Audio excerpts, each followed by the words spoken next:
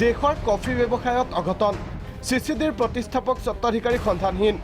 CCD সাম্ৰাজ্যক এৰি নিৰুদ্দেশ যাত্ৰা ভিজি সিদ্ধাৰ্থৰ কৰ্ণাটকৰ প্ৰাক্তন মুখ্যমন্ত্ৰী বিজেপি নেতা এছ.এম. কৃষ্ণৰ জোৱাই সিদ্ধাৰ্থ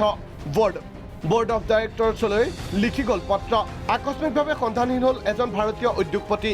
24 ঘণ্টা ধৰি সন্ধানহীন হৈ আছে কাফে কফি ডেৰ প্ৰতিষ্ঠাপক স্বত্বাধিকাৰী ডিজি সিদ্ধাৰ্থ কফি ব্যৱসায়েৰে দেশত এক বৃহৎ বিজনেছ চেইন গঢ়ি তুলিবলৈ সক্ষম হোৱা ভিজি সিদ্ধাৰ্থ কৰ্ণাটকৰ প্ৰাক্তন মুখ্যমন্ত্ৰী তথা বিজেপি নেতা এছ.এম. কৃষ্ণৰ জোৱাই ঠিকমতে ব্যৱসায় গঢ়ি তোলাত ব্যৰ্থ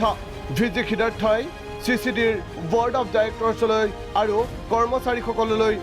লিখি গ'ল এখন পত্ৰত উল্লেখ কৰা মতে সঠিক ৰূপত ব্যৱসায় গঢ়ি তোলাত ব্যৰ্থ তেওঁ চালকে পাইছিল সেই সাক্ষাৎ মাংগালুৰুৰ পৰা 5 কিলোমিটাৰ দূৰত্বৰ নেত্ৰাভেটি নদীৰ উল্লাল ব্ৰিজৰ সমীপত সেই সাক্ষাৎ পাইছিল তেওঁৰ চালকে বাওঁফালে গাড়ী ৰখাব গৈ খোজকাঢ়ি আঁতৰি গৈছিল সিদ্ধাৰ্থ অৱশ্যে 90 মিনিট অপেক্ষা কৰাৰ পাছতো তেওঁ ঘূৰি নহাত আৰক্ষীক সিদ্ধাৰ্থ সন্ধানহীন হোৱাৰ কথা অৱগত কৰে